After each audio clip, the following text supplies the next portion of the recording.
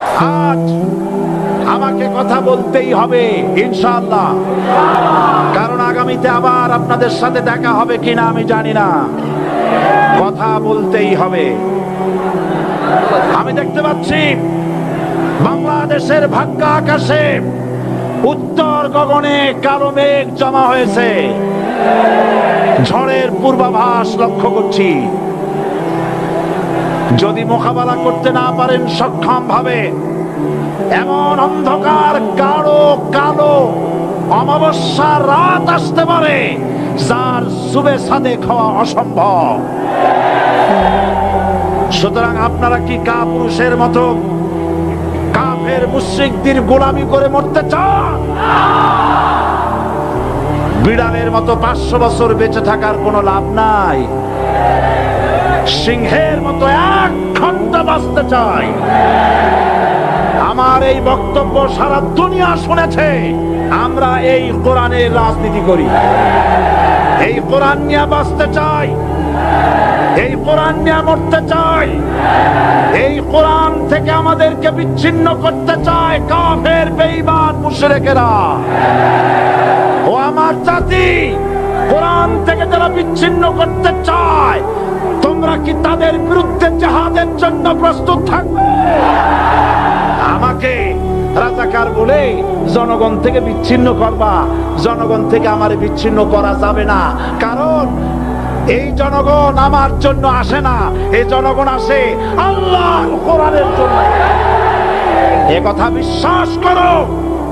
বাংলাদেশের মুসলমানদের শরীরে এক বিন্দু রক্ত থাকতে শয়তানের তৈরি করা ধর্মনিরপেক্ষ মতবাদ বাংলার জমিনে কায়েম হতে দেওয়া হবে না, হবে না।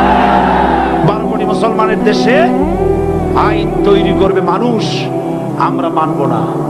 পার্লামেন্টে তৈরি হতে হবে কোরআন দিয়ে, পার্লামেন্টে আইন তৈরি হতে হবে কোরআন দিয়ে। সুতরাং ভয় যতই পান আর যতই ষড়যন্ত্র করেন, 4 দল যখন একত্রিত হয়েছে, ঐক্যবদ্ধ থাকবে, সরকার ঐক্যবদ্ধভাবে গঠন হবে, নির্বাচন ঐক্যবদ্ধভাবে হবে এবং কোরআন হবে, আল কোরআনের পার্লামেন্ট হবে বাংলাদেশে।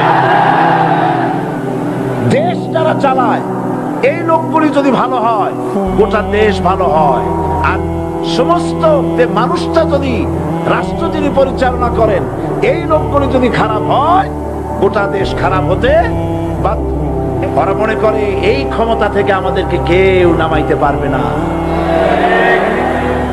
স্বৈরাচারীরা তার পতনের সমস্ত ছিদ্র বন্ধ করে, কিন্তু একটা ছিদ্র বন্ধ করতে পারে না।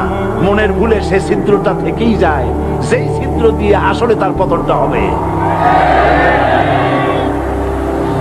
ক্ষমতায় গিয়ে মনে করে চিরকাল ক্ষমতায় থাকবো। ক্ষমতায় যারা থাকে, ক্ষমতার মোহে চতুর্দিকে অন্ধকার দেখে, মনে করে আমার পতন আর হবে না। সুতরাং এই উপরে তোমার চাকা উপরে এখন আছে বলে, তোমার দলের চাকা উপরে আছে বলে যারা মানুষের উপরে জুলুম করছো, আলেমদেরকে ধরতেছো, মুসল্লিদেরকে ধরে ধরে জেলে ঢুকাচ্ছ, সময় আসবে এমন ইন্দুরের কর্তব্য মানা পালাবার জন্য। তাড়াহুড়ো করো না, অপেক্ষা করো, ধৈর্য ধরো, মার খাও, জেলে যাও, শহীদ হও, আল্লাহর রাজ কায়েম হবেই হবে। যারা ইসলামী শাসন চান, আল্লাহর দ্বীনকে বিজয়ী দেখতে চান, তাদেরকে অসংখ্য মানুষকে পোড়াইটের মতো জেলখানায় পুড়ে পুড়ে মরতে হবে, অসংখ্য মানুষকে ফাঁসির কাস্তে ঝুলতে হবে, গায়ের রক্ত দিতে হবে, শহীদ হতে হবে, তারপরে ইসলামের ইমারতটা কায়েম হয়ে যাবে।